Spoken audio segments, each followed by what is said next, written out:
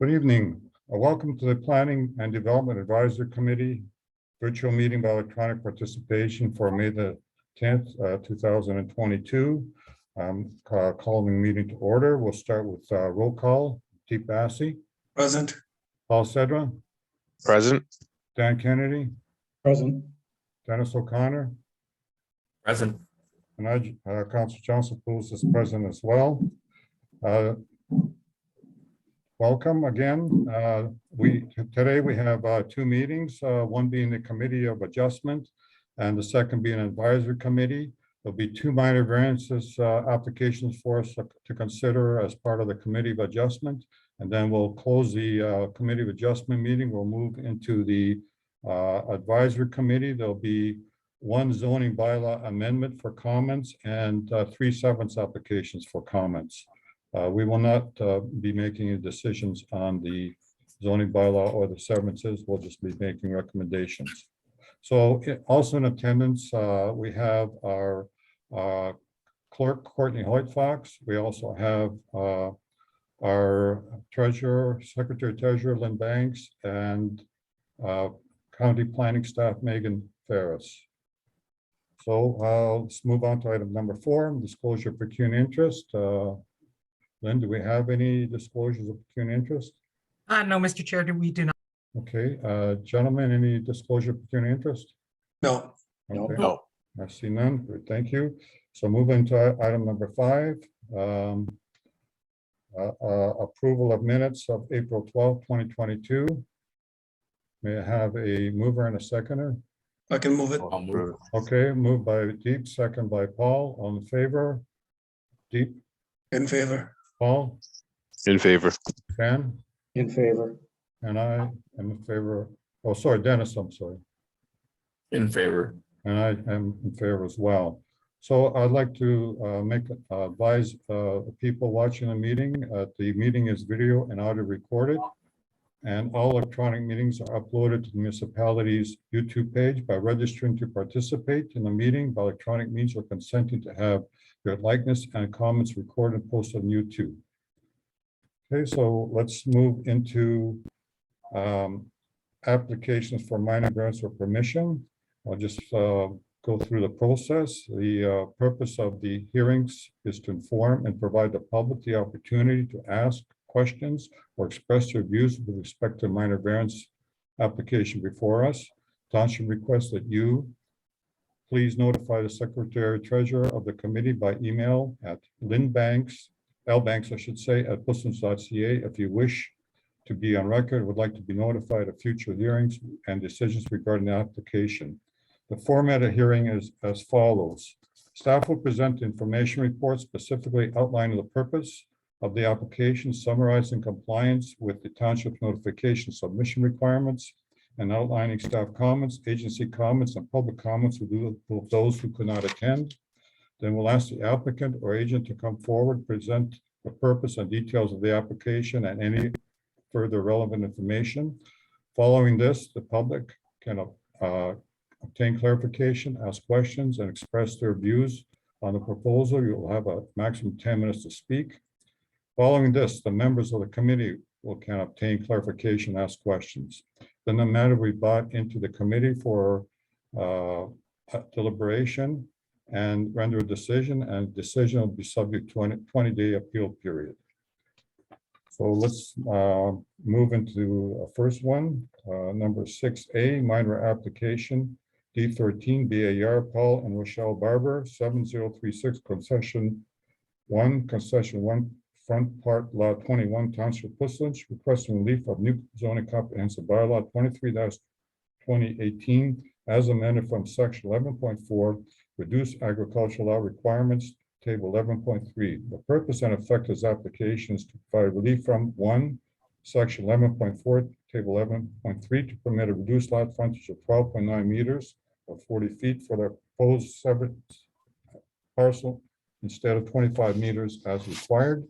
2, to permit a reduced lot area of 0.79 acres or 34,625 square feet for the proposed retained parcel instead of 4.4 hectares or 1 acre as required.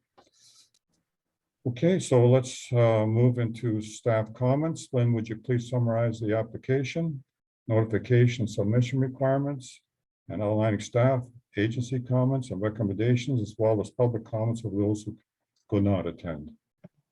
Notice of the application was given in accordance with the provisions of the Planning Act. Notice requirements for the application have been met and the following comments were received. The Township of Portland Fire Services said they have no concerns with the application.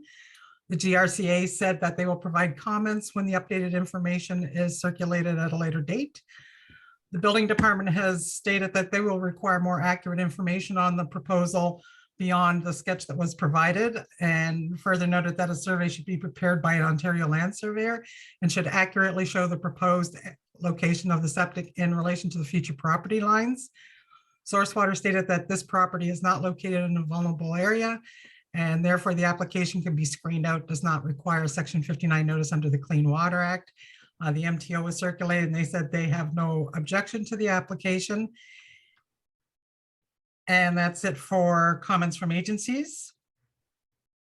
Okay, great, thank you. No comments from any members of the public? We do have a member who would like to speak to the committee this evening in attendance. Okay, fair enough. So Courtney, would you please have the owner applicant join a panelist to present the application?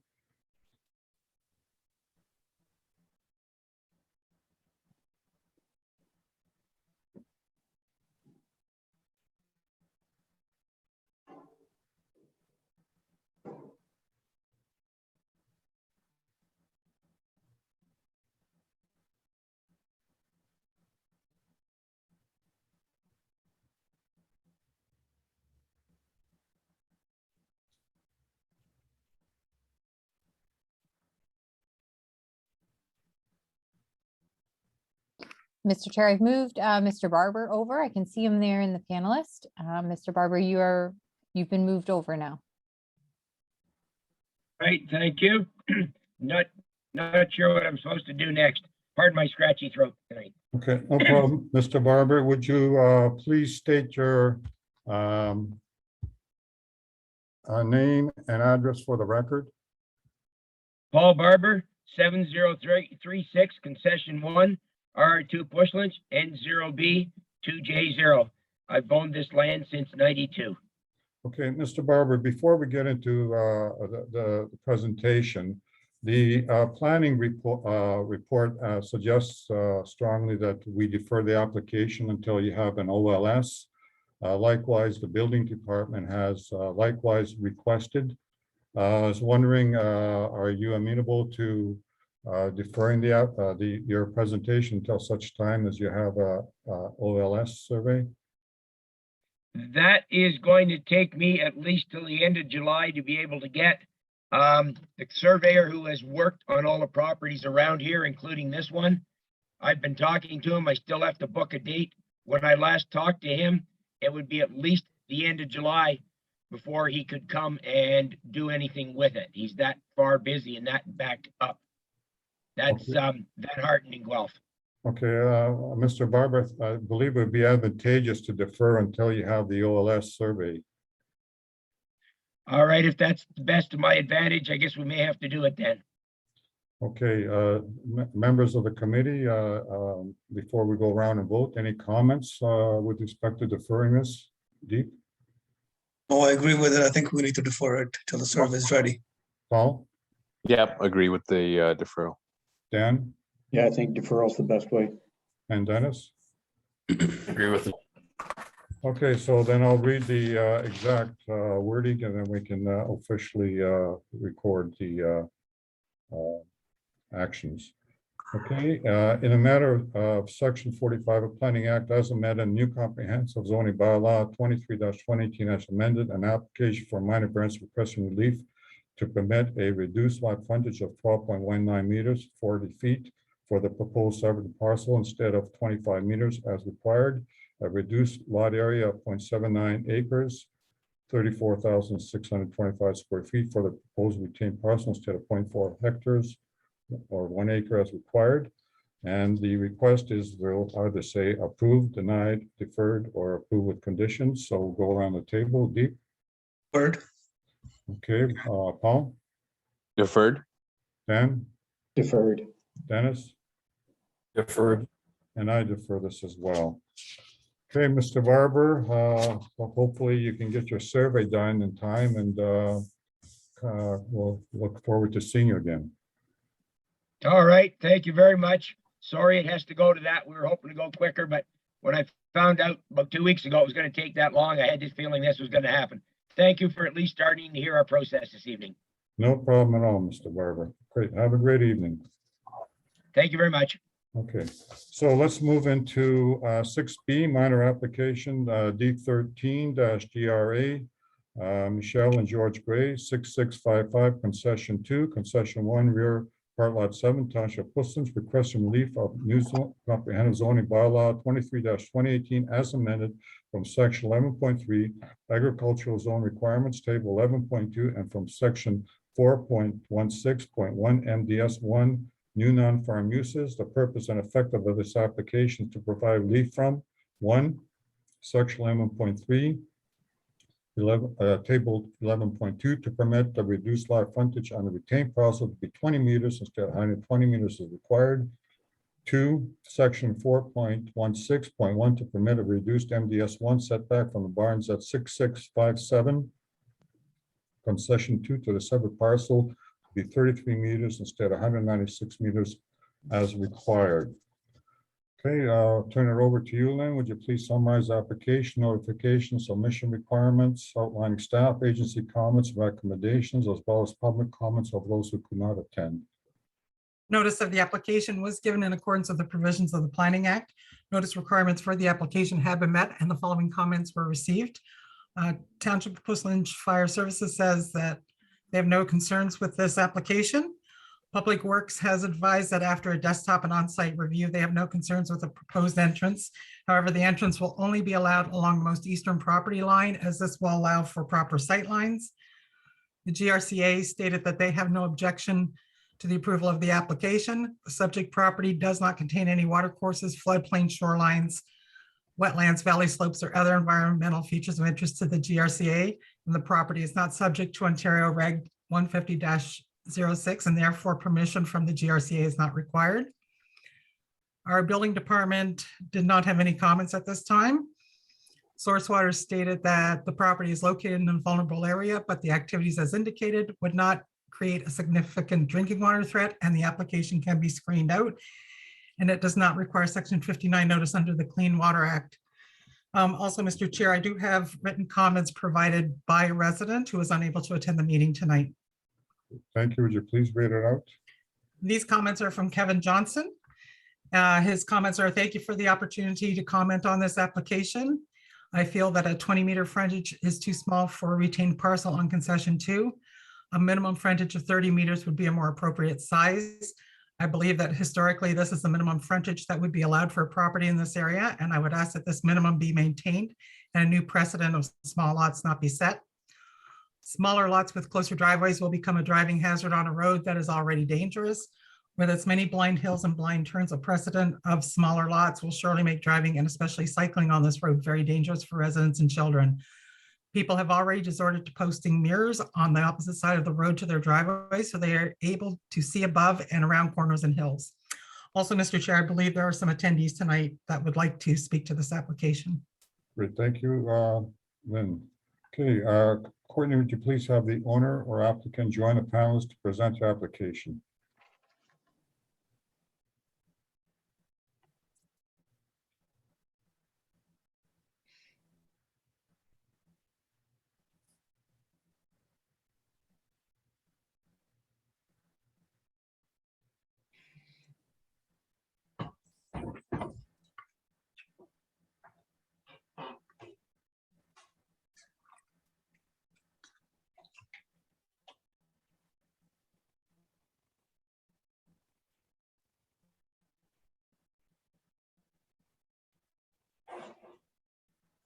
I'm here, Mr. Chair.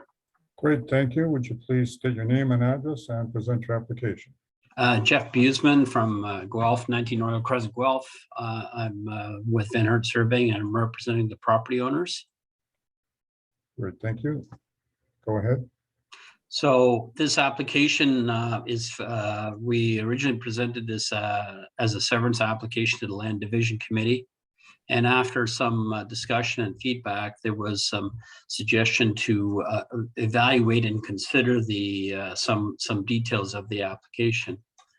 One was to see if we could, this severance is set up so that there's a narrower strip that feeds to the back. And on this sketch, it's presented as 21 meters at the road. It was initially 15 meters, but we couldn't make that any wider than 21 because we need a safe entrance for the severed parcel. And just as the comments from Public Works were that they want the new entrance to be close to the east end of the property line, that's what we're suggesting as well. And that's what we've tested to be a safe entrance. So the 21 meters is as wide as we can go for that for the larger parcel. We've been before the committee a number of times with flag-shaped lots where we've had narrow strips. I'm thinking strips as narrow as 6 or 8 meters wide. This one it ranges from 20 to 14 meters wide, and there's plenty of room. The driveway already exists and functions just fine for the house. The house is way in the back. Okay, so the variance is for then to have a 20-meter lot width. That we say 21 meters at the road, but the front yard setback is measured at 6 meters back from the road. So that's why we're asking for a 20-meter lot width for this parcel. The second thing that we're asking for is a reduction in the MDS. The application came forward to say we want a 33-meter setback to the one building that you can see on the drawing. The comments from planning staff from the county are suggesting we should probably do 19 meters to the other building. We've been told by the owner of the people that have the ducks and so on that the animals were going to move out of that shed. But we can go with 19 meters as for the minimum setback as well. Just to give you context, this is this property here that has these animals. They've got a variety of little animals, some ducks and some other things.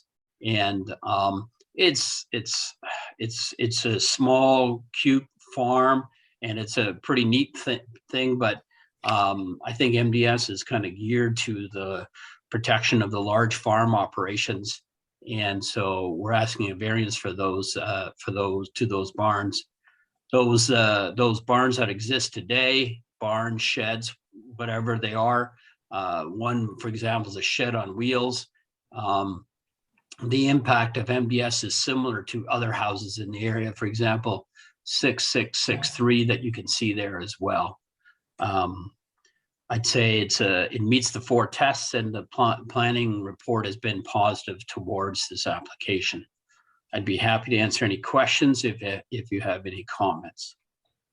Okay, we'll turn it over to the public. And Lynn, are there any registrants who requested to speak? Yes, Mr. Chair, Andrew Good has requested to speak. Okay, would you please, Courtney, would you please unmute the attendee and bring them forward? Certainly, Mr. Chair. We do have another hand raised at the moment as well. So I'm not sure if you'd like me to go to Andrew Good first, or we also have Sam Carrerio. Sorry if I mispronounced that with his hand raised. Well, I think we'll go with the registrants first, and then we'll go with other members of the public who are in the audience. Certainly.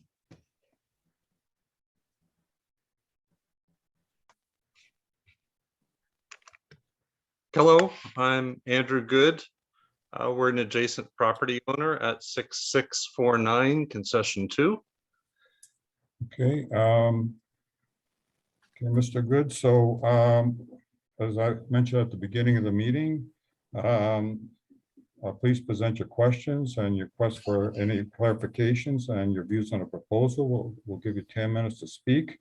And as each question or clarification is asked, I will ask the applicant to respond. And if it's a planning matter, I'll ask the county planning staff to reply. So please go ahead. We're a proponent for the variance application. Given the sightlines on the road and the desire to sever the property and the comments with respect to the adjacent small farm operation, the request from our perspective as a next door neighbor seems to meet the safety requirements that would be appropriate for the road and the dips in the road at this point in the road. So we just want to acknowledge that we're a proponent for the variance application. Great, thank you, Mr. Good. I'll turn it over to the Courtney to bring in the next person, and stay on the line, Mr. Good, in case members of the committee have questions of you. Okay, I will mute myself. Great, thank you. Okay, Courtney, would you please advise whether any attendees watching the hearing would like to provide comments or ask questions regarding the application? Currently under discussion. Certainly, Mr. Chair, we have one hand raised right now, and I'll just remind the attendees that the raise your hand function is just located at the middle bottom of your screen. If you are looking to make comments or questions, that's the function that you can press. And right now we have Sam Carrero with the hand raised. Okay, so would you please bring him forward? Hello? Can you hear me? Yes, we can, Mr. Carrero.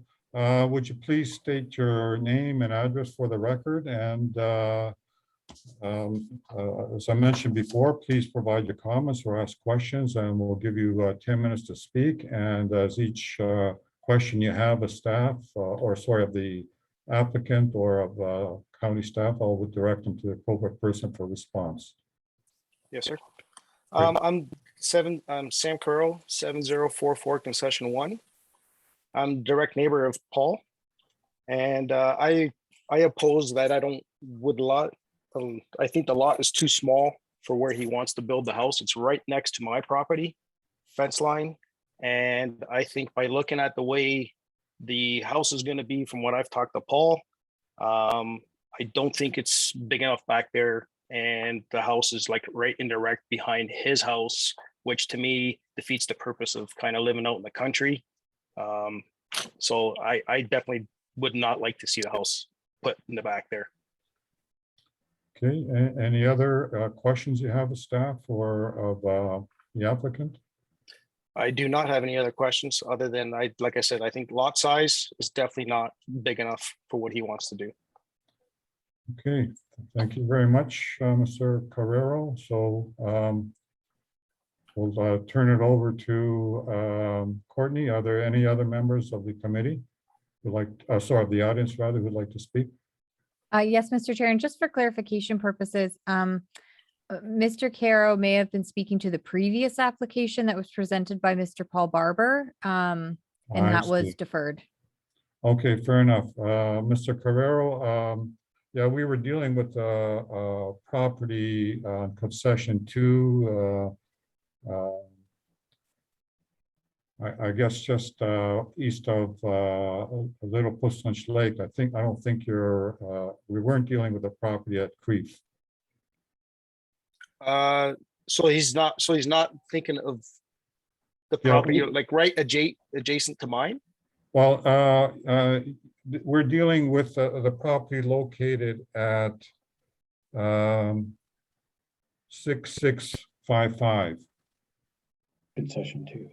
concession 2. Oh, that does not affect me at all, really. I don't Okay, think. fair enough. So our Courtney is quite correct.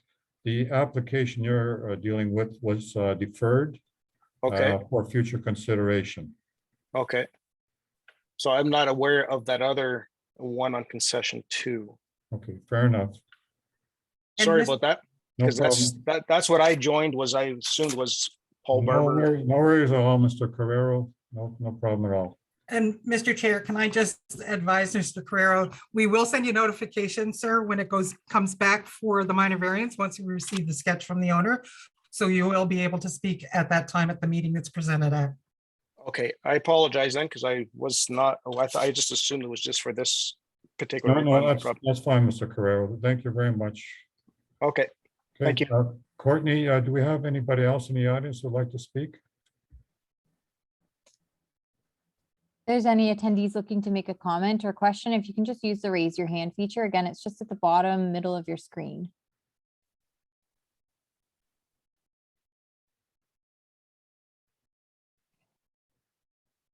Mr. Chair, I only see the proponent's hand raised at this time. No other members of the attendees. Okay, I see, okay, that's great. So that's fine. So let's move it into the committee then. So we'll go around the table and we'll ask each member of the committee if they have any questions of the applicant or the Mr. Good or of county planning staff. So we'll start with you, Deep. Sure, thank you. Jeff, a quick question. Are there any other animals at the barn and the shed besides the small animals? Just the small ones, and forgive me, I don't remember all the animals that are there. I'd have to just do a little bit of, I know it was ducks.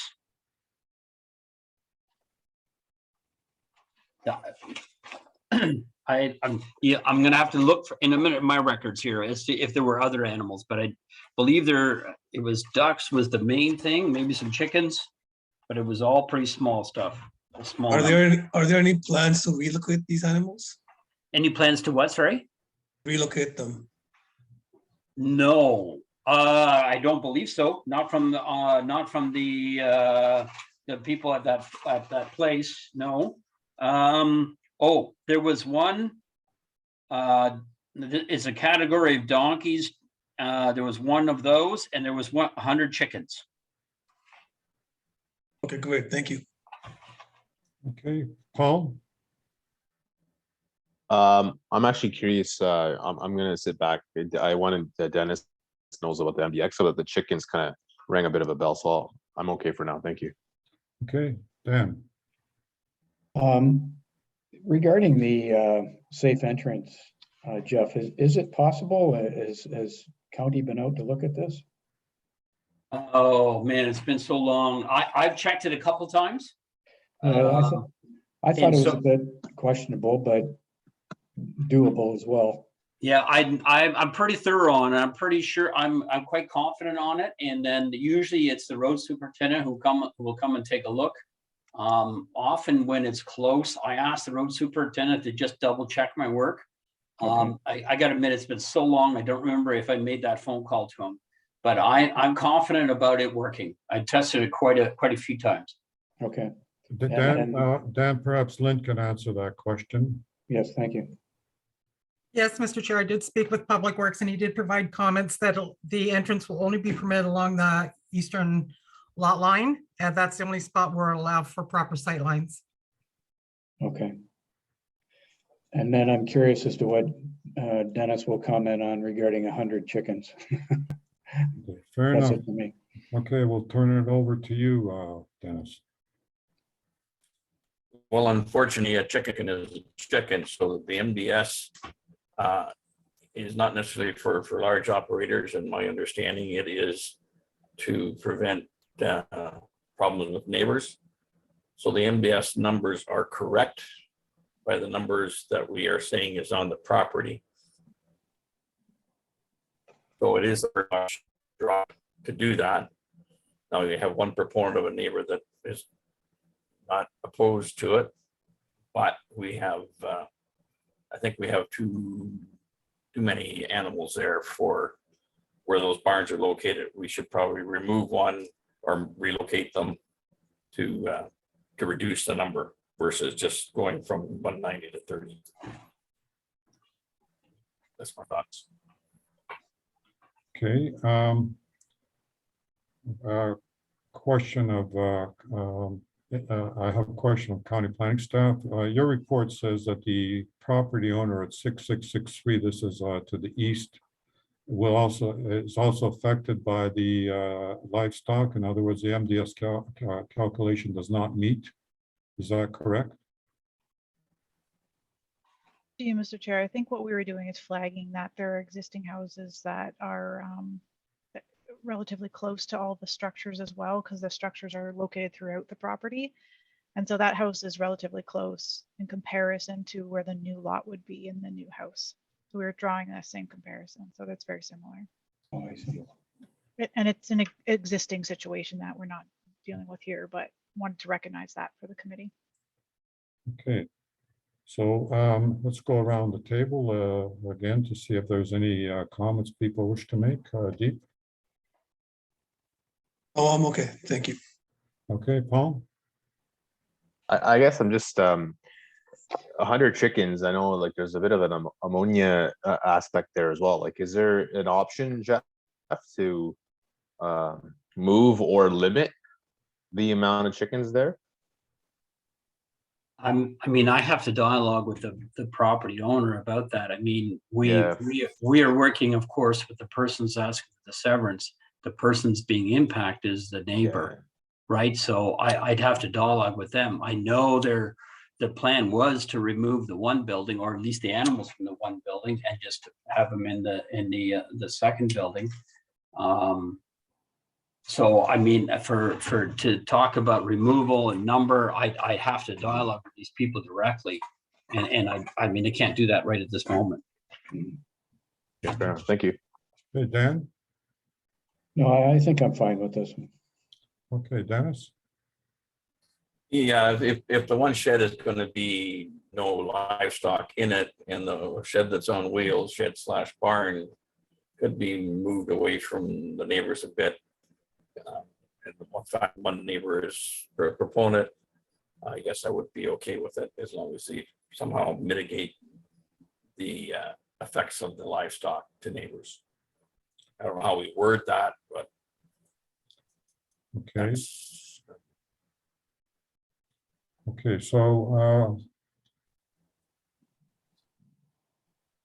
I guess we could word that, I guess it's, we're asking for the minor variance of the, for the property, and it'd be difficult. I'll ask the county planning staff, is it possible to put a condition that the animals be moved further back from the property line? Or is that something that's not appropriate, given the fact that we're dealing with a severance of a property owner, not the one that's holding the shed and the other two small structures? Thank you, Mr. Chair, for asking that question, because I wanted to kind of clarify. I think really what we're doing is assessing MDS, and I think it'd be outside the scope of this committee to impose a condition on someone else's property to then move the structure. So it'd be a challenging one to craft and then have it enforced. And then I just wanted to clarify, we did try to look at MDS in kind of like the worst case scenario, but also recognizing that, you know, this isn't like a large commercial operation, and that the structure, the one that's the closest, can be moved. But we were recommending that it be looked at from the 19-meter setback, because our understanding is that structure has not been moved and the animals have not been moved. So just kind of recognizing like the worst case scenario. So I just wanted to provide that clarification. Okay, fair enough. So I guess what we'll do is vote on the way it's set up. And Excuse me, Mr. Chair. yes, This is Andrew Good. May I make a comment? it's out of the ordinary, but sure, go ahead. Okay. The chickens are free range. The chickens do spend most of the time outdoors. And as from an ammonia perspective, it's negligible in terms of being detectable. Okay, good, thank you. Okay, gentlemen, so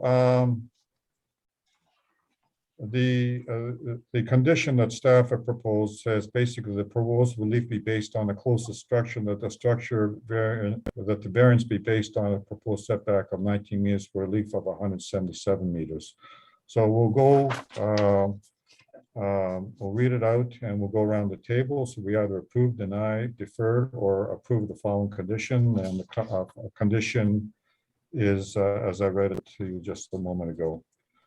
So in the matter of Section 45 Planning Act as amended, new comprehensive zoning bylaw 23-2018 as amended, an application for minor variance requesting relief to permit one, a reduced lot frontage of the retained parcel will be 20 meters instead of 120 meters is required. Two, a reduced MDS 1 setback from the barns at 6657 concession 2 to the severed parcel will be 33 meters instead of 196 meters as required, and that's been amended to state 19 meters with a relief of 177. Okay, so let's go. So either approve, deny, defer, approve with the following conditions. So if we approve the following condition, we're including that's a relief of 177 meters. In other words, setback of 19 meters. Let's go around the table. Deep. Approve with the conditions. Okay, Paul. I deny, oppose. Okay, Dan. Approve. Okay, Dennis. Deny, Sorry. deny. Deny, okay, and I approve with the following condition. Great, thank you. So as I mentioned, it's subject to a 20-day appeal period.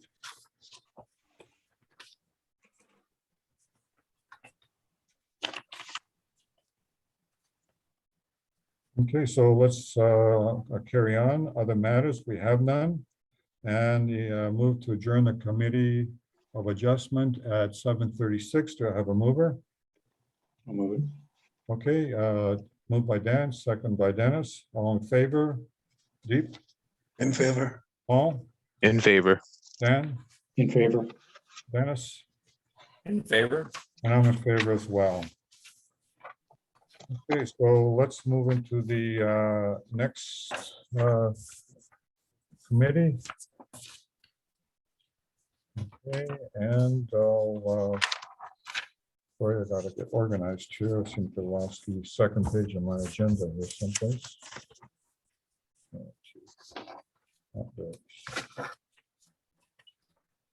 Okay, I'd like to call the Planning and Development Advisory Committee a virtual meeting by electronic participation to order. As I mentioned earlier, we have a zoning application that we will comment on. We also have 3 severances to provide comments on as well. So as I mentioned before, we have staff from our county planning department, Megan Barris. We have our clerk, Courtney White-Fox, and we have our secretary treasurer, Lynn Banks. Okay, so again, let's go around the table. Roll call. Deep. Present. Paul. Present. Dan. Present. Dennis. Present. And I, Councilor Johnson, who has been present as well. Let's move into disclosure of pecuniary interest. Lynn, do we have any disclosure of pecuniary interest? No, Mr. Chair, we do not. Okay, gentlemen, do we have any from any of you? No. Nope. Thank you. So let's move into approval minutes of April 12th, 2022. May I have a mover and a seconder? I'll move it. Moved by Deep, second by Dan. All in favor? Deep? In favor. Paul? In favor. Dan? In favor. Dennis? In favor? And I'm in favor as well. Okay, we have no application for site plan urban design review. So we have a zoning bylaw amendment. 7A zoning bylaw amendment D14-AUD Audrey Meadows. The purpose and effect of the proposed official plan amendment is to add a special policy area to section 9.8 Portsmouth local policies of the county Wellington official plan and amend schedule A7 rather, Portsmouth to facilitate residential development on private on-site services of approximately 14.5 hectares of land abutting existing country residential subdivision, Audrey Meadows. The proposed amendment is to 1, amend the township of Portsmouth new comprehensive zoning bylaw 23-2018 to rezone the subject lands from agriculture A zone to a specialized zone category rural settlement residential zone RSR to establish zone regulations specific to the proposed development.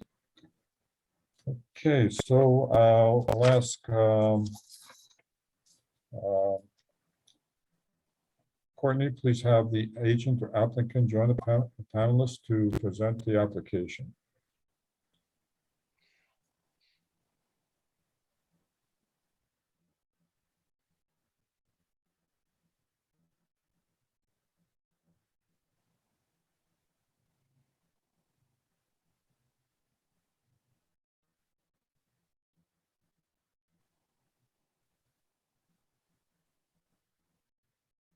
Hello. Yes, Hello, sir. okay, could you just state your name and address for the record? Yes, sir. Name is Rob Stovall, and I'm 651 Orangeville Road in Fergus. Great, thank you. Please go ahead. Good evening, Mr. Chair and members of the committee and staff. As I said, I'm Rob Stovall here from Stovall Associates, representing Audrey Meadows. That's George Good and the family. And I think we also have some other folks with us. I don't know whether they're tuning in or not. They were supposed to. Paul Ziegler from Triton and George Good said he would tune in as well, just in case I needed some help. We're about a year into the process here, Mr. Chair, the public process, but it's been a couple years before that trying to get the application put together. But we're here now. We think that we've addressed satisfactorily all the comments and concerns from the agencies. And we're at the next stage in the process here. We've had quite a team put together, experienced people. We've had a hydrogeologist, Andrew Pentney, on the team, ecologist, Chris Hart, Ray Kurtz from Triton, working on the stormwater management, and like I said, Paul Ziegler on the engineering. And we have had some assistance on the legal side from Jeff Wilker at Thompson Rogers, and I myself have helped out on the planning, environmental planning, and agricultural planning. So the reason why we're here is that we believe that there is a need for this type of development. The need stems not just from George Good and the Audrey Meadows team, but also we feel that there's a need within the township for this type of development. The Good family has been, George has been constructing, renovating homes for, I would say, since the 70s. So, well, we're in the 5 decades now, I guess, or more. And that tradition's carried on. I know that Matt still builds houses, and I know Derek's in the building industry as well, and Ty as well. It's a family business, and they're basically out of lots. They built a beautiful subdivision to the south of the subject lands, and they have a lot of pride with that development. And I think there's a couple lots left, and then they'll be out. And they would like to continue on.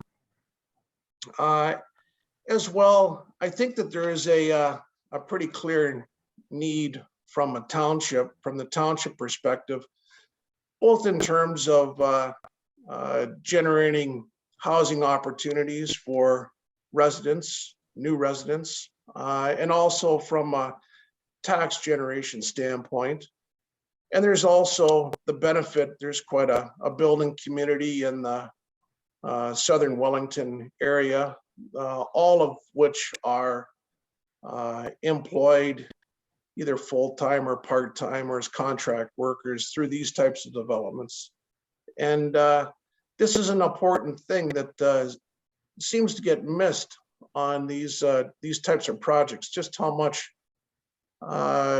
multiplier effect is associated with it. It's not just about building the houses and paying the building permits and the various taxes and that, but there's a lot of money that's generated in terms of selling materials and designing houses and the landscaping as well.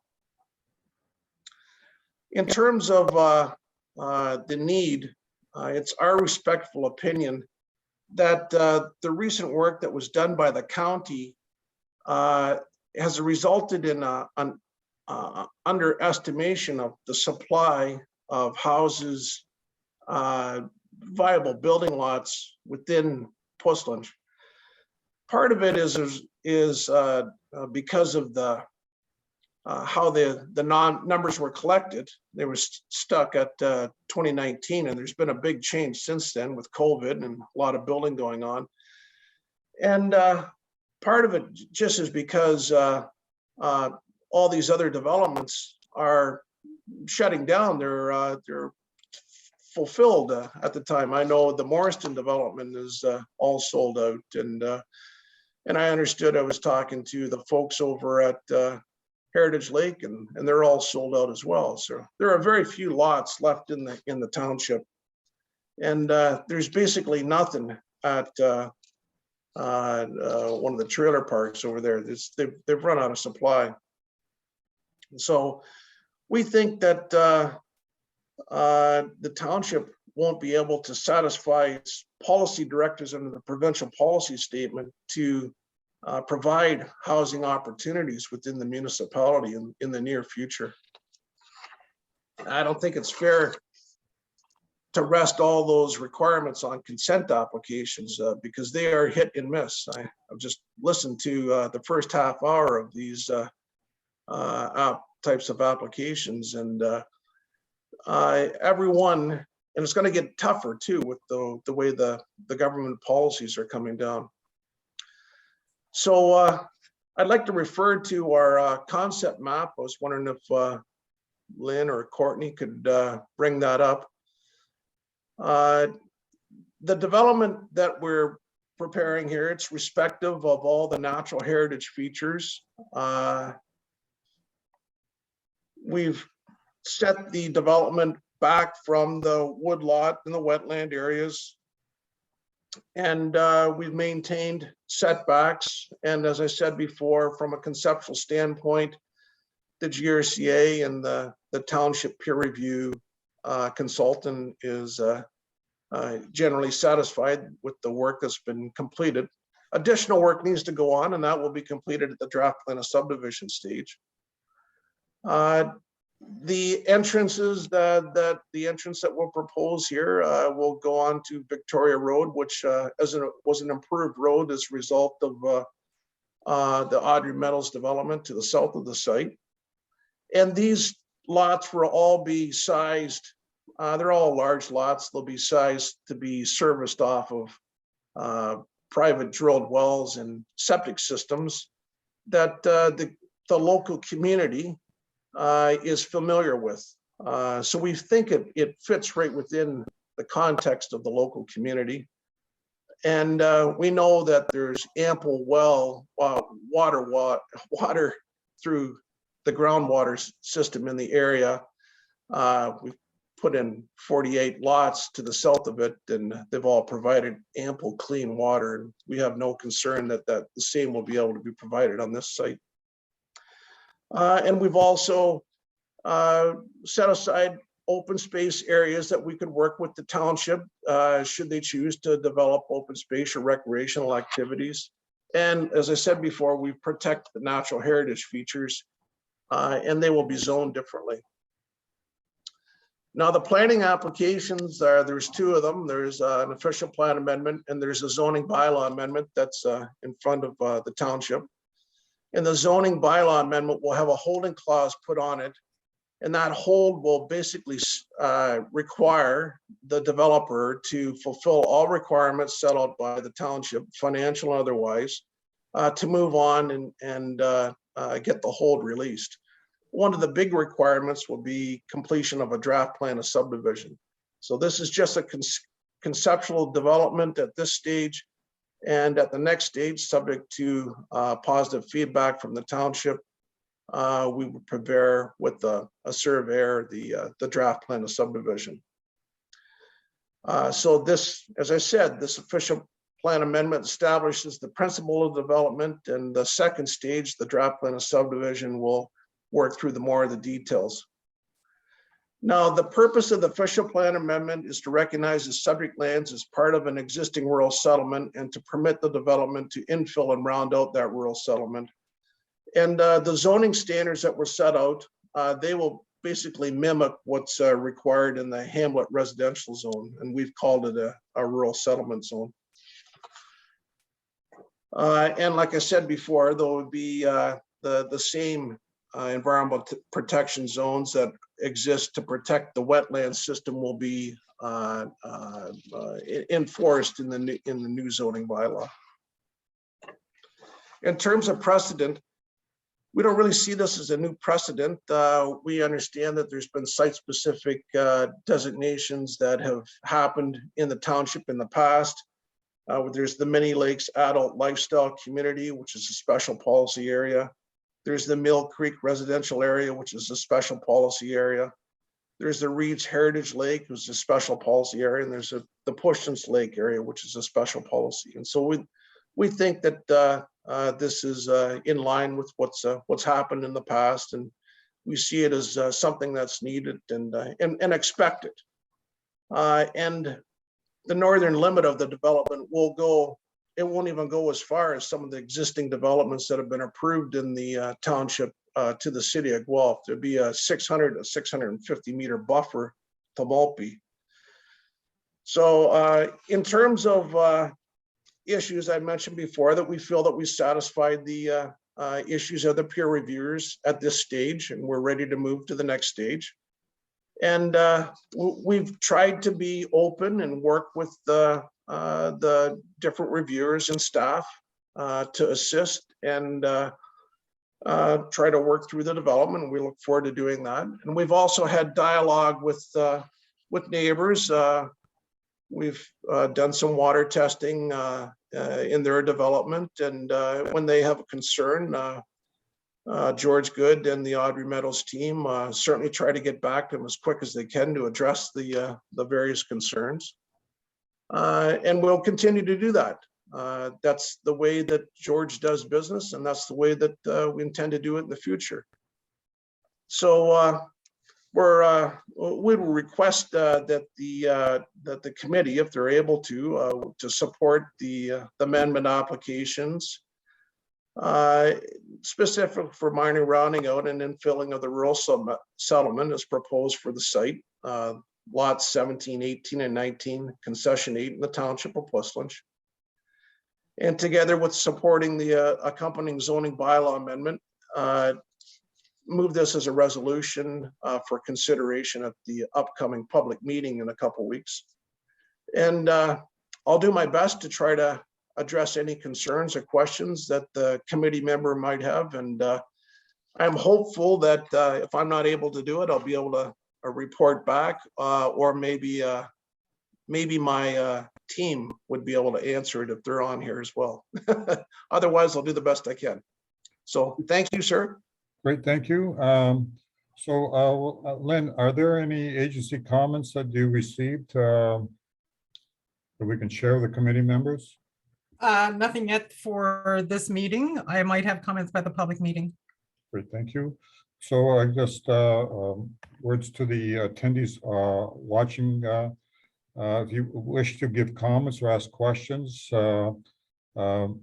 they can be heard at a public meeting scheduled in a few weeks. Lynn, do we have a firm date for that meeting yet?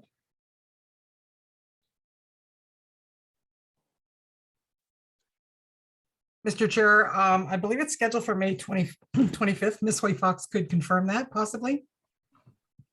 Yes, Mr. Chair, it'll be the 25th at 7 p.m. Okay, fair enough. So this is a note to the public. It'll be May the 25th at 7 p.m. and please come and ask questions or give your comments. So let's turn it over to the committee members for questions and comments. Deep. Thank you, Rob. Great presentation. A couple of questions for you. There is a huge need in the community in terms of housing. Affordability housing is a hot topic these days. Are there any plans to increase the number of lots that you allocated? Maybe make homes that are more affordable versus monster homes that we're planning to build? Through you, Mr. Chair, to address that. I think that the way that we can try to address affordable housing or more affordable housing is through the residential units that might be rented out, say as an apartment or detached apartment subject to servicing requirements. I think the sheer fact that because these are going to be on bigger lots, you need to have the bigger lot to put the services on them, the septic fields and things like that. So that's the reason why that if we could get smaller lots, we would go smaller, but to be in character of the area, we have to stay larger. And I guess that's the reason why the houses get large too. But we have our family and other developers. I know that they've had within their septic provisions, they've allowed for accessory apartments within the building, and I understand that you can do it now outside of the main structure as well, subject to the zoning standards. So that's the only way at this point right now that I think that we could address it, and that would only be for rental housing. It wouldn't be for someone to be able to buy something separately. So that's about as good as we can do right now. Great, thank you. Okay, Paul. It was a good presentation. Thank you. I'm good. Thank you. Okay, Dan. A couple questions. What's your anticipated completion date? I assume that, has a lot to do with when they sell, of course. And then the other concern I had or issue was there's about 9 existing lots to the south. Are those people aware, or were they aware that there would be future houses to the north of their lots? Well, they're aware now. Yeah.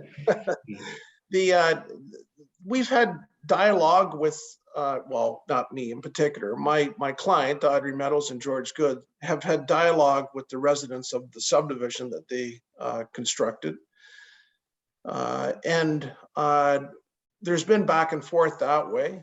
The original plan, and I think this is what caused some consternation amongst the residents, was to put in like maybe 90 or 100 lots or something like that and do it off of communal. That was what we really had planned on, maybe more lots. But when we went to talk to council and we went to talk amongst the neighbors and that, that was not viewed very positively. So they've been informed, and we've sent a letter back to them to try to keep them abreast. And I think that Audrey Meadows made a commitment to them that whatever they were going to send to the township, they were going to send to the residents too. But I think because George has been the developer there's a bit more of an open communication line. So I would say that's how they've been kept involved in the process. I think that's the best I can do with that answer. Okay, further to that, is there any plans for a buffer between them and the new parcels? Like say a natural hedge line or something like that, trees or anything to be put in, or maybe even a berm?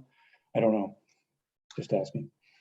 Through you, Mr. Chairperson, our original response was to, as part of the draft plan approval, to incorporate design characteristics that would be put forward by a landscape architect. Now, we talked about rear lot buffering, but I didn't want to paint the architect into a corner. I'd like him to come up with, or him or her to come up with those ideas. So that's what we're hoping, is that there would be design input from a landscape architect as well. We had hoped that there would be some sort of integration maybe with an open space or passive park system, something like that. But I was just dreaming, kind of dreamscaping there. I don't have anything firm, but yeah, we recognize that. And we think that that's the job for an architect, a landscape architect. Okay, thank you. Okay, Dennis. Again, good presentation. Just a question on adding another 20 or so lots to the aquifer. Is that part of the environmental assessment to make sure that we have ample water there? We're not drawing on the same level of water to the other houses below? That will be what the hydrogeologist will have to develop at the next stage. But we're very confident that we're going to be able to do that, just because that aquifer is huge, and it's the same kind of thing that we've had 48 lots developed on, and it's the same aquifer as where the Aberfoyle lots are on, and there's a pile of water down there. So it'd be something that has to be technically evaluated, but we're confident that we're going to be able to service the site from a water standpoint. Okay. Good job. Okay, I have several questions. First of all, the 1 kilometer setback from the city or the town line, if you want to call it that. My understanding is it requires an amendment to the county official plan, I guess. How is that likely to proceed? Well, yeah, that would be part of our amendment application that we have in with the county, and we'll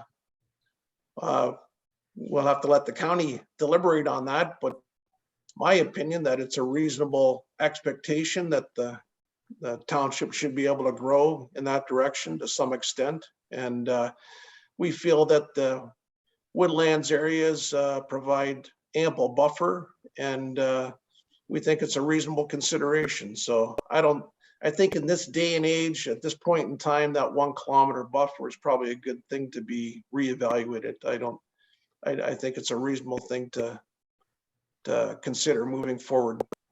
You mentioned as part of your presentation, you're aware of other areas that are closer than the 1 kilometer. Can you cite them? Well, to the west of the site on, is that Rock? To the west of the property, there's Millburn. We're talking over on the next township road over, a mile and a quarter over. And the Aberfoyle development was at the Damon one there. That's closer than the 1 kilometer area. I think we measured it out. I think there was something that was within 400 meters of the boundary. And then there's several lots to the north of that are even closer as well. So I think that there's a reasonable expectation to think that some growth is going to occur within that area, and we're prepared to document that to council's satisfaction. Your definition, you're suggesting changing the definition of the lots type of thing to, forgot the exact term, they're talking about rural settlement area. Is that a term that's familiar in the industry, or is that something that's thought of to make this more in conformance with the existing classifications in the township? Well, for sure the latter, sir. But I also think that people get tied up too much on titles on these different zoning schedules. You go from municipality to municipality, and they have different terms and categories for what they consider a different zones. So I wouldn't get too tied down into the specific wording on that zone. I think it's the intent behind it and the zoning provisions, which would mimic what the hamlet residential is. Okay, so in your professional opinion, does this conform to all the different provincial policies that are in play? Like Yes, sir. And all that sort of. Subject to, yes, sir. Subject to the special policy that we have proposed and the zoning parameters with the H zone that we've set out. It's our opinion that it would conform, it's consistent. Okay, I noticed on one of your sketches, you have the lots shown, and it seems to show that the lots to the north and west are within a wooded area, and yet the plan that staff put forward shows the wooded area to the back of these lots. Is that is the plan that staff showed the more accurate plan? Yeah, the one that we had up on the screen is the latest version of it. So what had happened was that when we originally put in our application, we proposed to extend the lots back into the woodland. And the reason for that was that the applicant did not want to own that part of the woodland because he felt it would be better for the owners of the individual lots to manage that part of the woodland together. So when we put that application, that part of the application forward, it was not viewed favorably by the peer reviewers. So they felt that there might be a potential for impact on the natural systems. So we revised our concept to what the latter one is, to bring everything outside of the natural heritage features there. Right, your report cites limited commercial space. What did you have in mind for limited commercial space? You mentioned so the township desire commercial space. What was your thoughts on that sort of? Well, when I was up at Arkle there, I enjoyed coffee and a couple cookies, and I thought something like that might work out pretty well, but we didn't know whether there was a need for like limited commercial for, say, professional people like a doctor or someone like that, or I didn't know what other kind of professionals might want something. And then those are just some of the ideas that we put forward, but we would need to have feedback from council to determine that if it would even be suitable. So that was just an idea. Okay. Now, the last comment I have is traffic. You mentioned that the traffic study has not been done. There's some general comments that Triton believes that the road system can support this. Do you have anything more definitive with respect to the roads to accommodate the post generation of traffic from this area? Yeah, so Sir, Triton Engineering did the traffic part of it. It's very engineering oriented. I think they looked at the sight line and they felt the sight line was appropriate. And I think they balanced it on the fact that Mr. Good built up that stretch of the road on the last application to handle additional vehicles. So if there's anything else that's going on down the road, it would be just basically cars coming down from Guelph, I guess getting down to the 401. So I don't, other than that's all I have from a planning perspective. Triton would have the more detailed information on it. Okay. Are they available to speak? I don't know. We're supposed to be. Was Paul Ziegler. Mr. Chair, he is in the attendee section. I can move him over. Sure, could you please?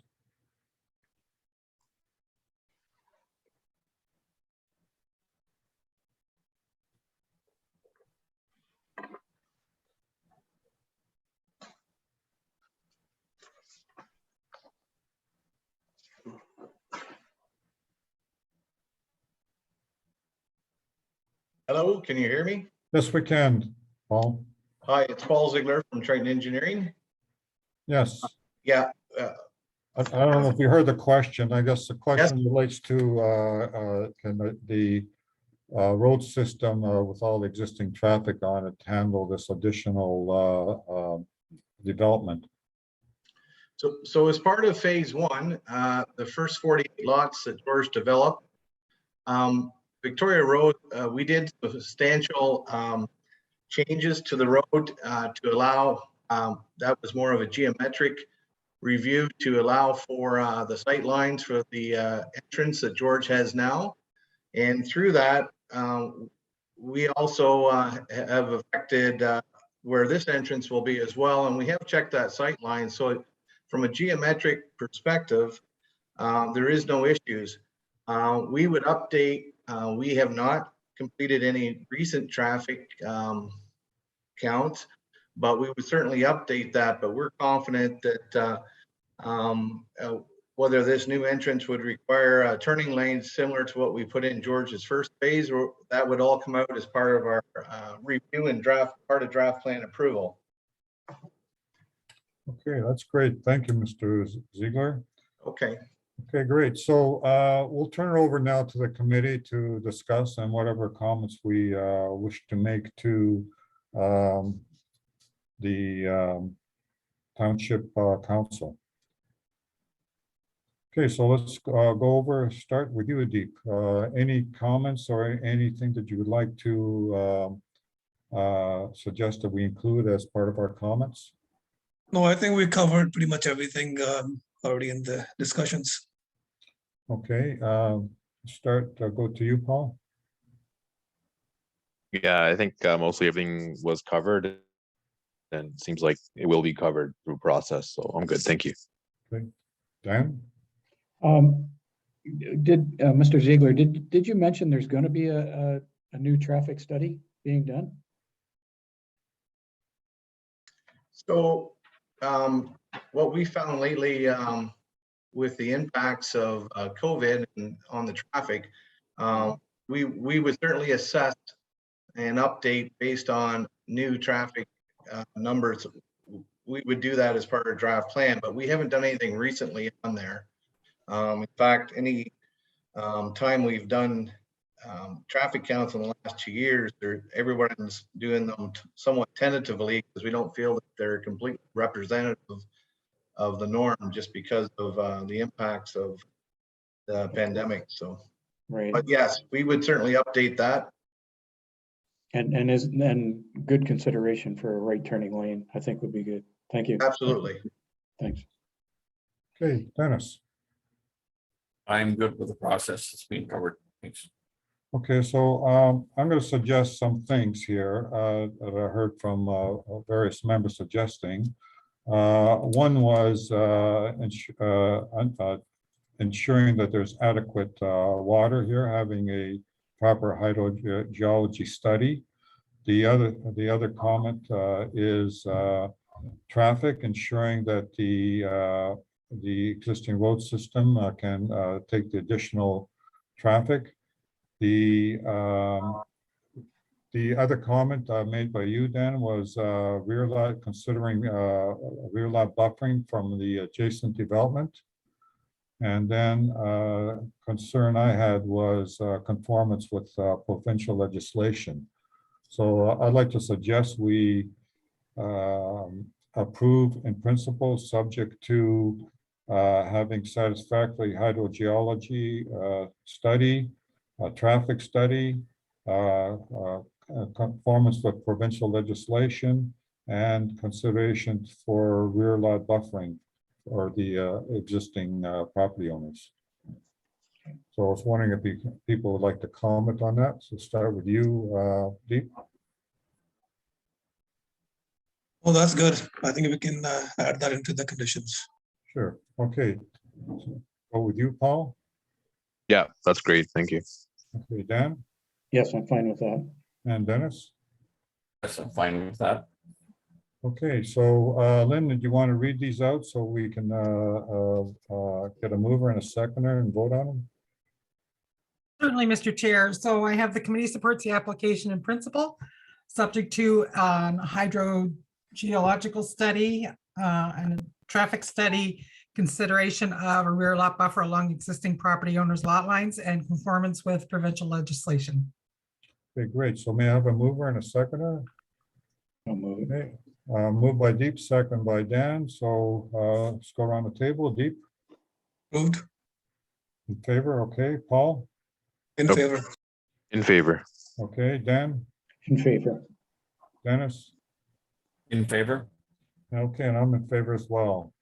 Thank you very much, Rob and Paul. Have a great evening. Thank you.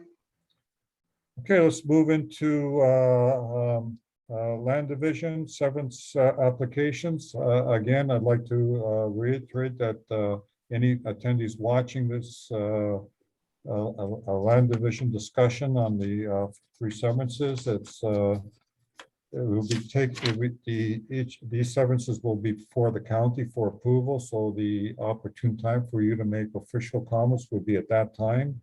And if you wish to get an exact date, you can contact the county staff or contact our Secretary Treasurer, Lynn Banks. So let's move on to the first one. Severance application B43-22, also known as D10 as MCF, Alan McPhee, Part Lot 12, Concession 10. This has been known as 4677 Watson Road South, Township of Kuslunch. Proposed lot line adjustment is 0.18 hectares with no frontage to be added to abutting rural residential lot. Travis, Laura, Robert, and Pablo of Bothwell. And I think that's all we got on that one.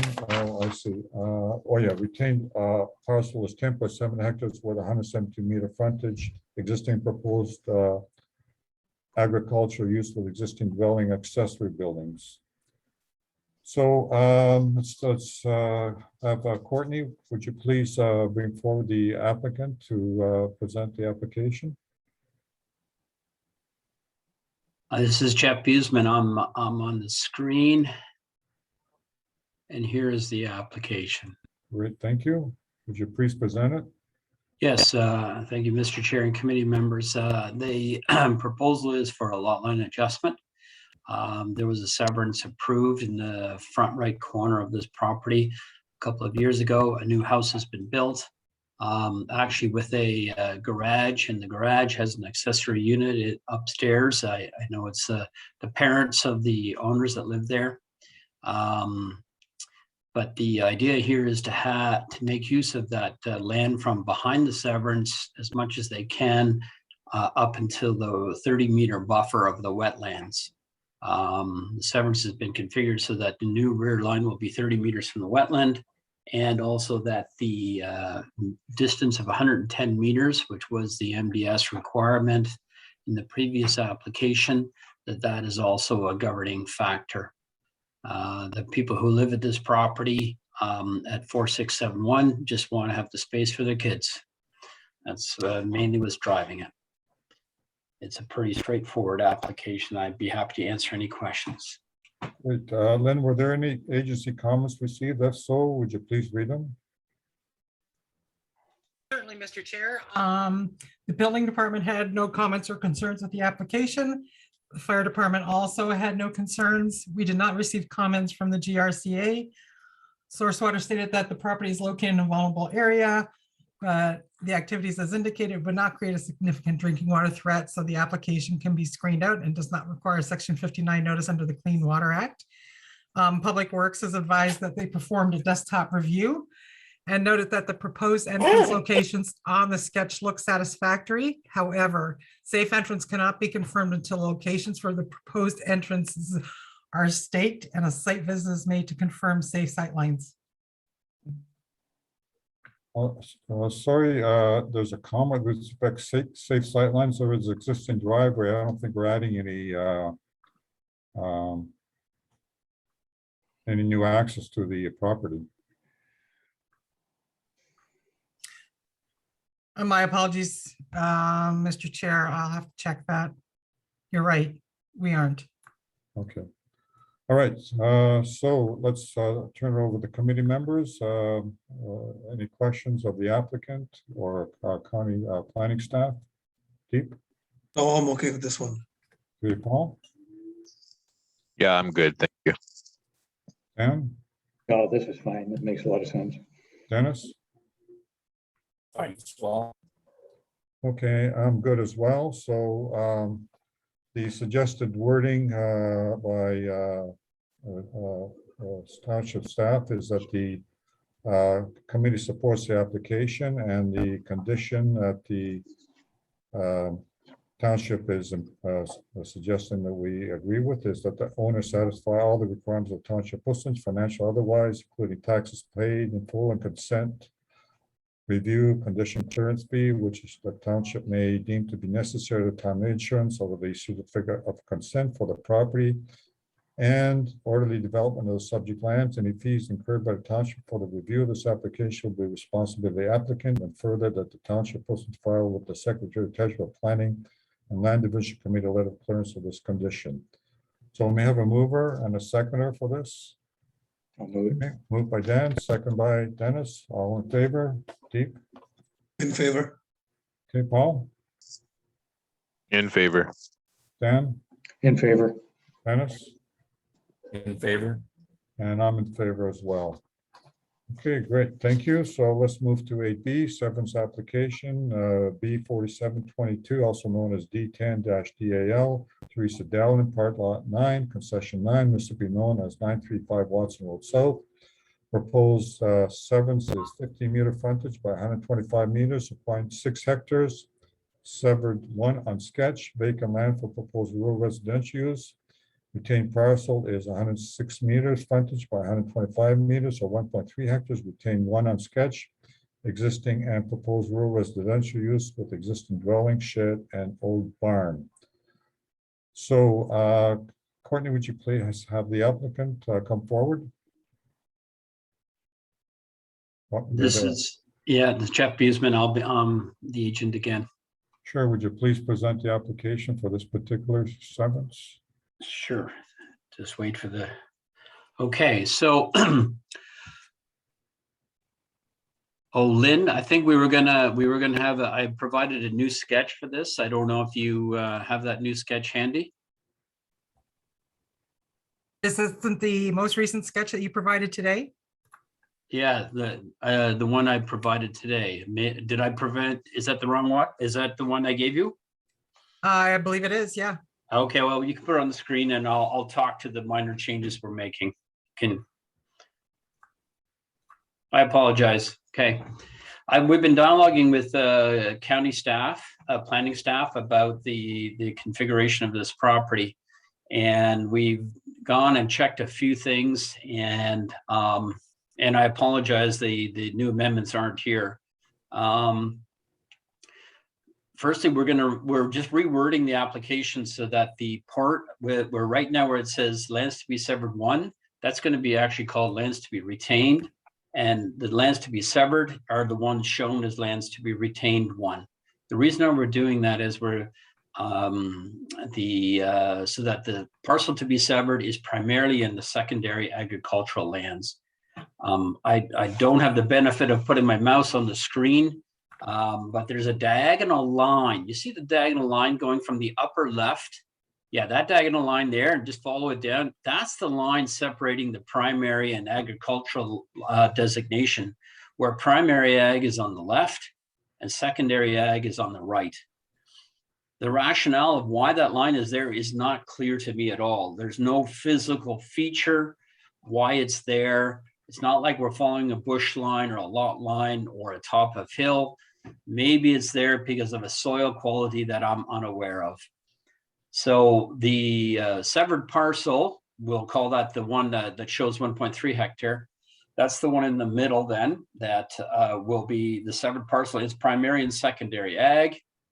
And planning staff is giving me a impression by calling that secondary, that the severed in the secondary ag, that helps to justify the severance.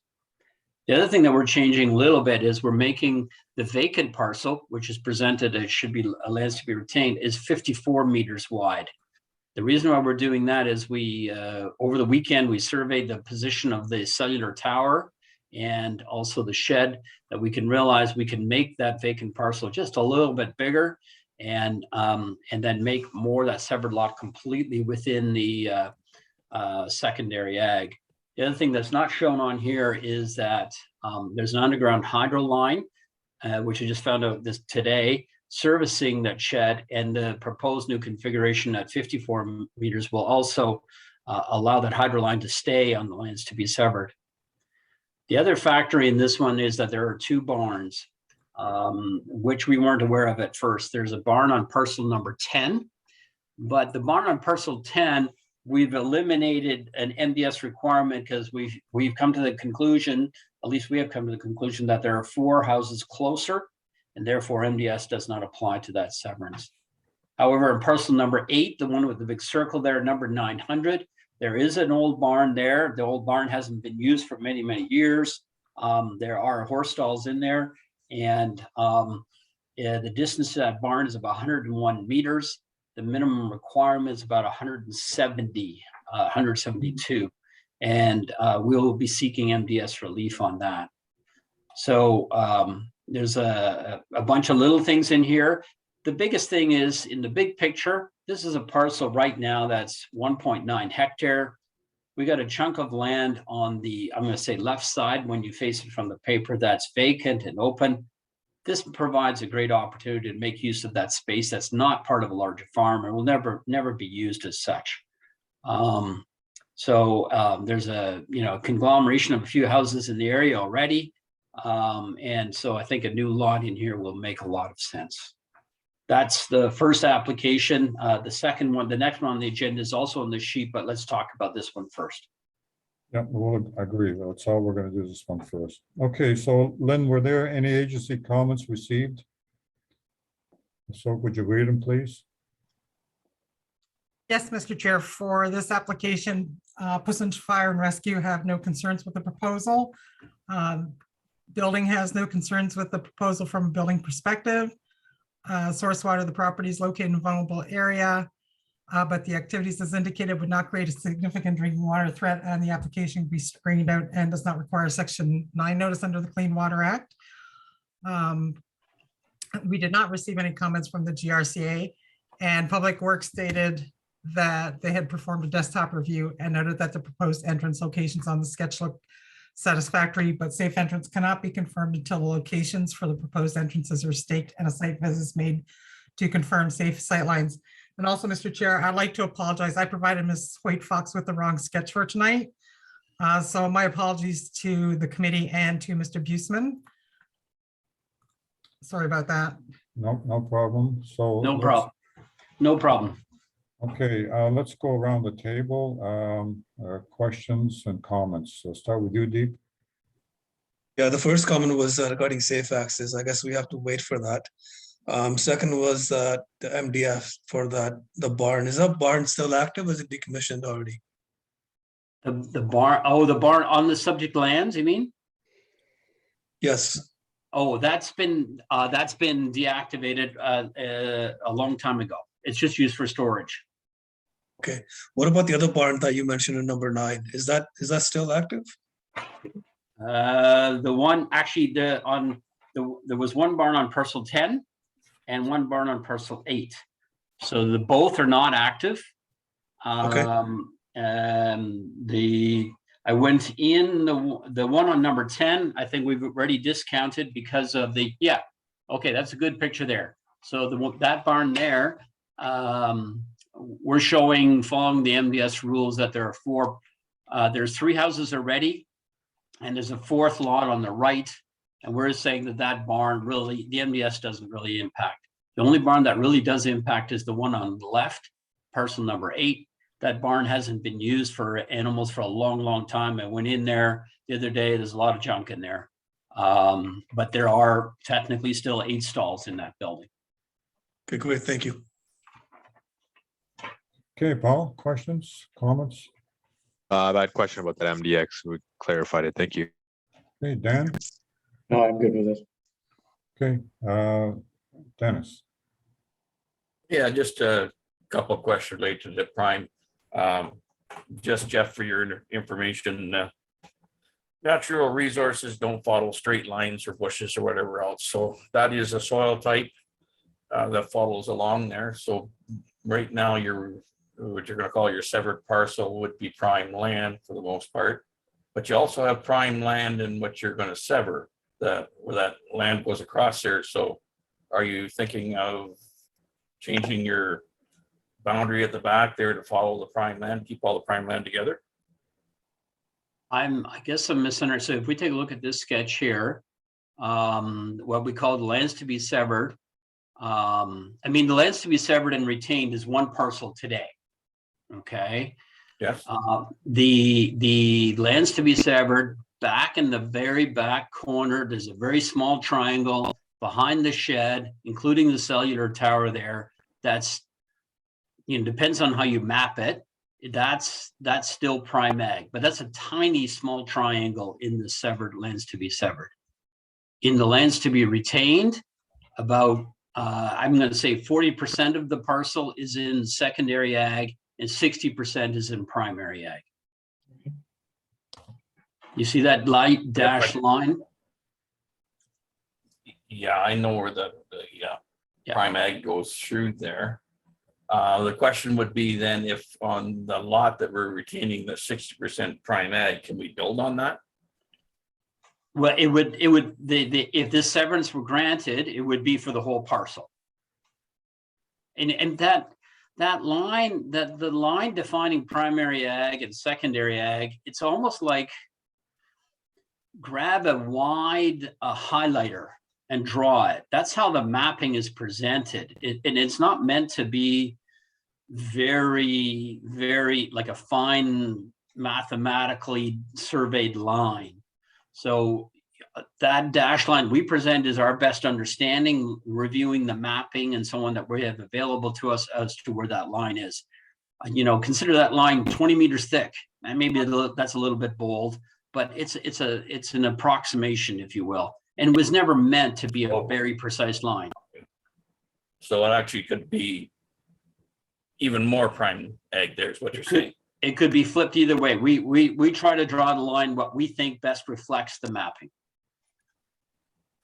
Okay, so should we be looking at actually getting the soil typing and find that line?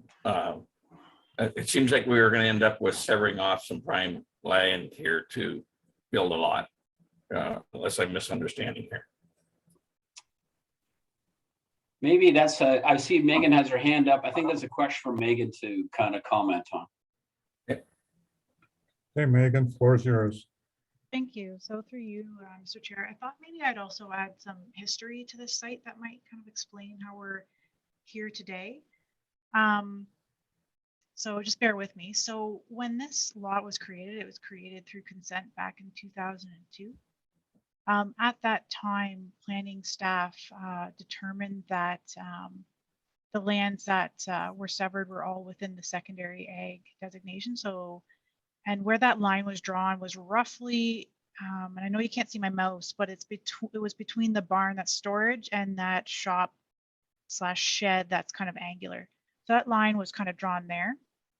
Now, yes, and so like a corner of that property was prime.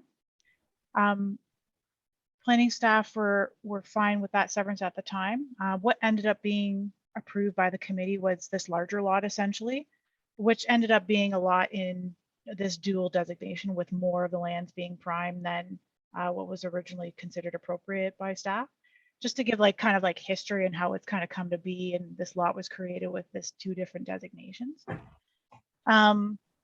With respects to where this designation is located, so we have our official plan schedules that we rely on, which are based off of soil class, as Dennis has referenced. And we also then have that information on like a GIS mapping system that we use to compare our development proposals with.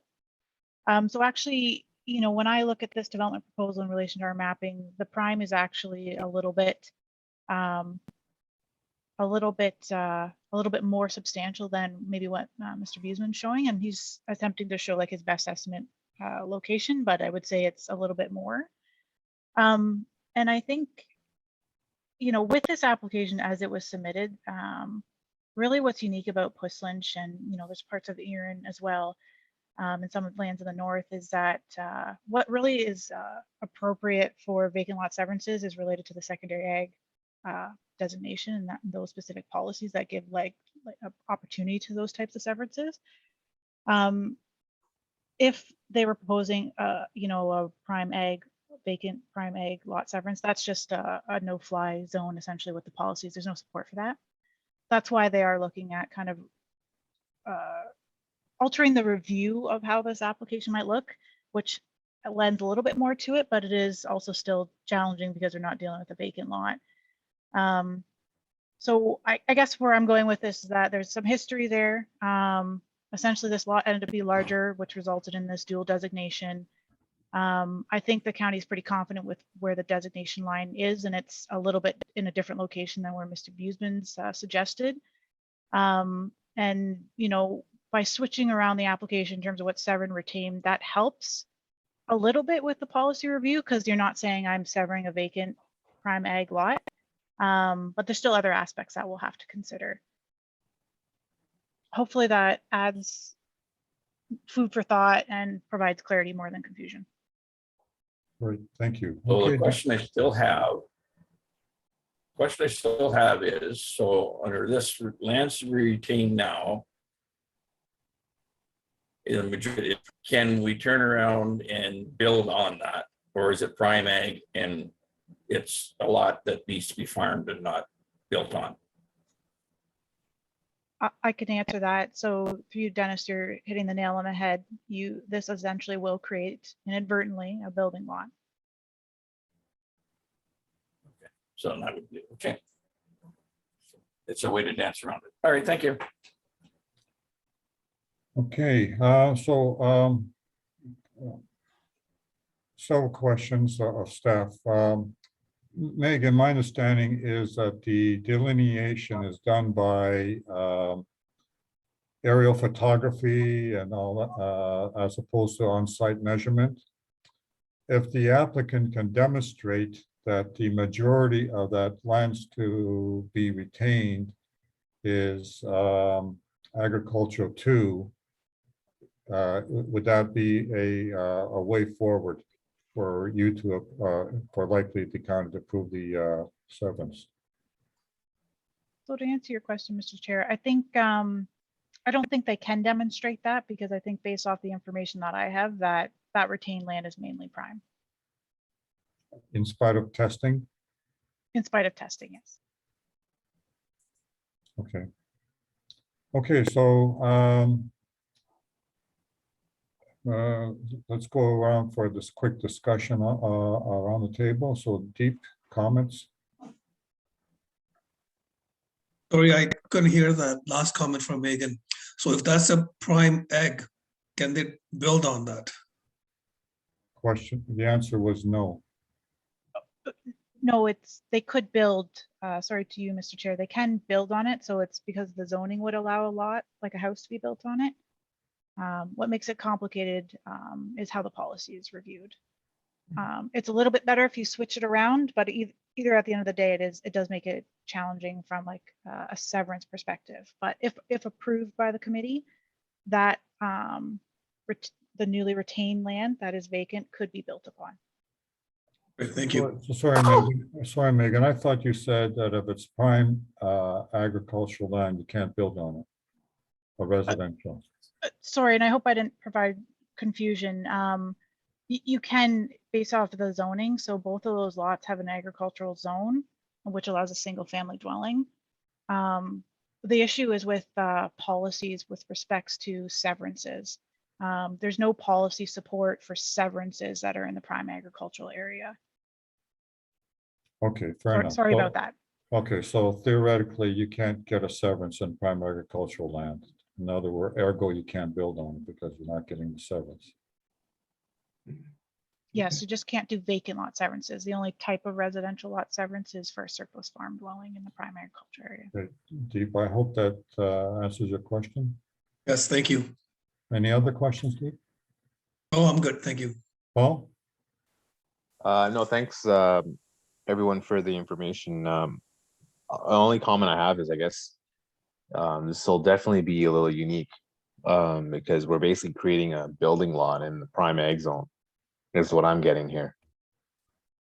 So That's the only comment I have. I think it is a unique situation and we need to maybe act. And we may be setting some sort of a precedent here possibly as well. Okay. Dan? Well, I think it was, I think I heard Mr. Beesman say that this land would never, ever be farmed anyway. Is that a correct statement, and why? It's the left, if you think about the whole parcel together right now, it's about 2 hectares. Right. And so right now that parcel's been like that for a long time. It's just used personally, privately, if you will. I mean, there are not too many farms that survive on a 2 hectare parcel. Correct. Okay. All right. I'm fine with that. Thanks. Okay, Dennis? Yeah, Jeff, the land beside it is prime ag, which I walked, it was being planted as I was watching it. I kind of think this is a workaround to sever a prime land lot. So somehow we need to make a comment to make sure we're not doing that. Okay, so what I'm hearing is some support and some not support. So I'm going to go out on a limb and basically say that the committee does not support the creation of a lot in prime agricultural land and recommends that we I basically just say we do not support the creation of a lot in prime agricultural land. So comments on that, Deep? Deep, comment? No, I agree with that. I think that says, yeah, Paul? I'm okay with that. Paul? Yeah, no, that's fine. Yeah. Okay, Dan? Yeah, fair enough. I think that's a good statement. Okay, Dennis? Agree with that. Okay, all right, so Lynn, do you want to read out the comments and also the conditions you have? Certainly, the comment that I have is the committee does not support the creation of a lot in prime agricultural land. The conditions are that the 2 standard that the owner satisfy the requirements of the Township of Puslinch, financial and otherwise. The second one would be safe access to lands can be accommodated to the satisfaction of the township. And third, that the owner obtains zoning conformity to the 2 existing accessory structures located on the retained lands. Okay, so a mover and a seconder, please. I'll move it. Moved by Deep, second by Dennis. Okay, let's go around the table. Deep, In favor? okay. In Paul, favor. Dan, In favor. and Dennis, In favor? and I'm in favor as well. Okay, thank you. So let's move on to next 7th application, the companion to this, HC 7th application B4822, also known as D10-DAL, Teresa Dellman, Part Lot 9, Concession 9, municipally known as 935 Watson Road South. Proposed severance is 50-meter frontage by 125 meters or 0.6 hectares. Severed 2 on sketch existing agricultural land for proposed residential use. Retained parcels 19.2 hectares with 219-meter frontage. Retained 2 on sketch existing and proposed agricultural use. Okay, Lynn, were there any? I guess we'll turn it over to Jeff to make the presentation. Thank you, Mr. Chair and committee. So this one is a little more straightforward. This is lands to be severed 2. That's the top right as you face the piece of paper. The retained lands or the vacant lands, which is the big parcel, lands to be retained number 2 at 19 hectares. So the proposed severance is set up to be in the corner. It was set up to be the same depth as the other parcels that were previously taken from this lot, 50 meters wide. And the retained will have 2 frontages. It has 2 frontages now, but it will be left with 58 meters at the one gap and 161 meters at the other end. We're also proposing a road widening to have a consistent road widening there amongst all these parcels in the front. I did look at safe entrance, and we've identified on the sketch where proposed entrances will work for both the severed and retained parcels. This is clearly in secondary ag and meets all the policies associated with it.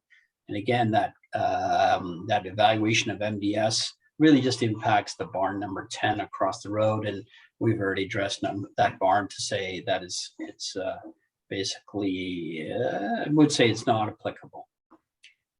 Any questions or comments? Okay, turn it over to Lynn. Linda, were there any agency comments received? And if so, would you please read them? Mr. Chair, the comments that we received applied to both of the severances. B 4722 and B 4822. Would you like me to reread them? Yeah, could you please? Sure. The Pleasant Fire and Rescue said that they have no concerns with the proposal. Building stated they have no concerns from a building perspective. Source Water said that the property is located in a vulnerable area, but the activities as indicated will not create a significant drinking water threat, and the application can be screened out, and it does not require Section 9 notice under the Clean Water Act. And Public Works stated that they performed a desktop review and noted that the proposed entrance locations on the stretch look satisfactory. However, safe entrance cannot be confirmed until locations for the proposed entrances are staked and a site visit is made to confirm safe sight lines. Okay, great. So let's turn it over to the committee members. Deep. I'm okay with this one. Okay, Paul. I'm okay, thank you. Okay, Dan.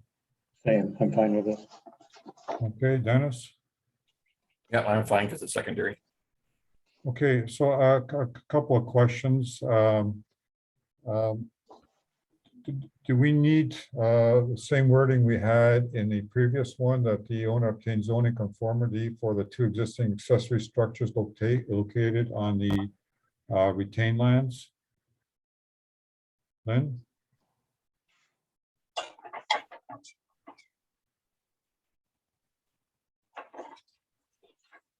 Yeah, my apologies, Mr. Chair. I'm just looking at the sketch.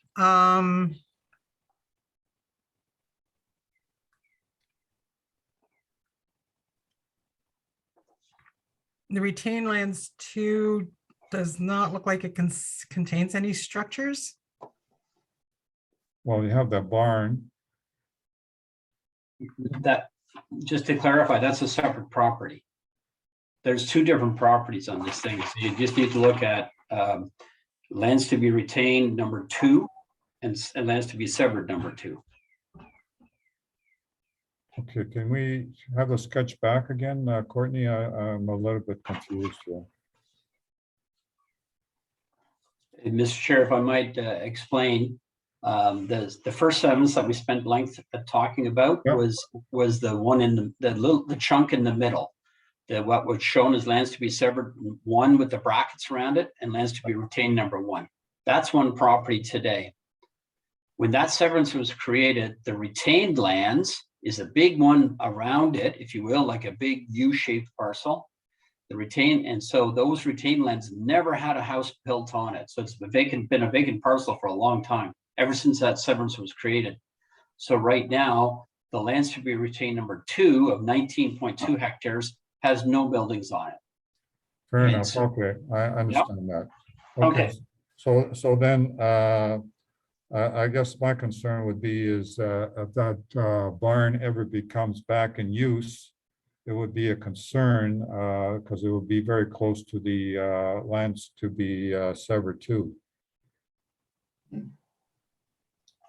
So my comment would be is that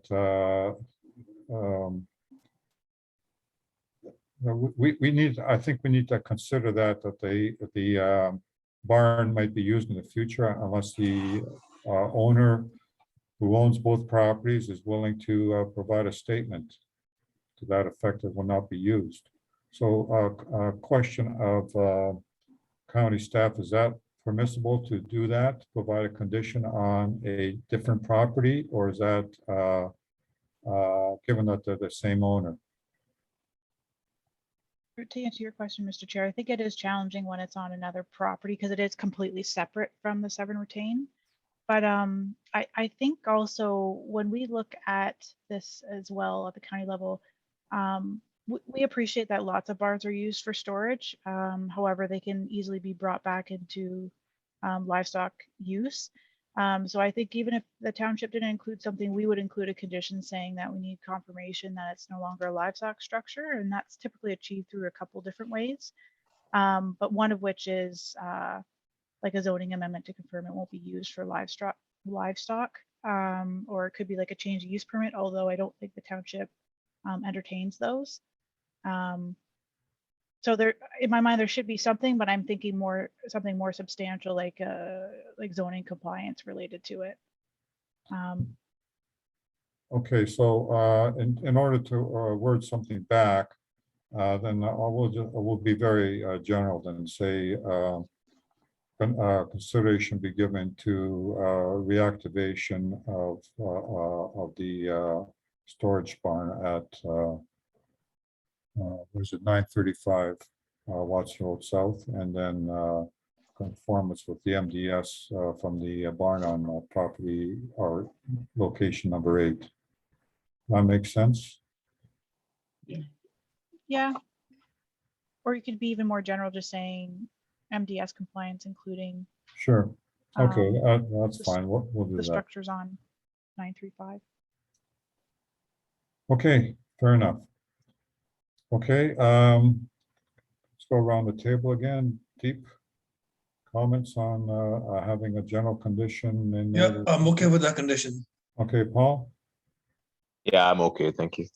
Dan, Yeah, the condition's good. Dennis? I agree with the condition. Okay, so Lynn, would you please read it out, please?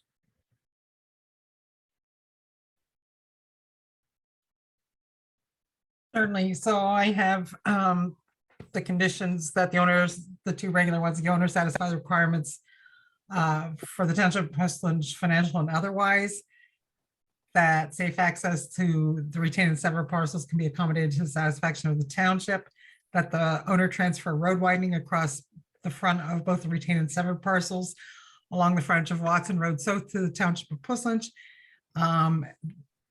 That consideration be given to reactivation of the storage barn located at 935 Watson Road South. I wasn't sure if you wanted that one, and that the I think we'll make it general that the consideration be given to the MDS calculations for the barns active and inactive in the area. okay, I've captured that.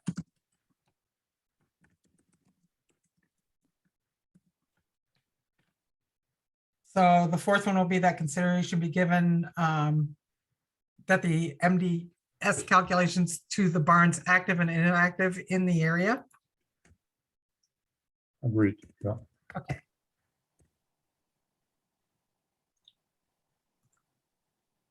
And that's all of them. Okay, and you have that we support the application? Yes, I do. Okay, great, thank you. Okay, so let's go around the table then. First of all, I guess I should need a mover and a seconder, so somebody move and somebody second. Okay, Dan moves, second. Dennis? Okay, all in favor, Deep? In favor. Paul? In favor. Dan? In favor. Dennis? Favor. I'm in favor as well. Okay, let's move on to other matters. None, closed meeting none. Next meeting is Tuesday, June the 14th, 2022 at 7 p.m. And we'll have a mover and a second to adjourn the meeting at 8:53 p.m. I'll move it. Paul. Okay, Paul, second. Seconded. But Dan, okay, all in favor? Deep? In favor. Paul? In favor. Dan? In favor. Dennis? Favor. I'm in favor as well. Great, thank you very much, gentlemen, and staff, have a great evening. Good night. You too. Have a good evening. Have a good night. Good night.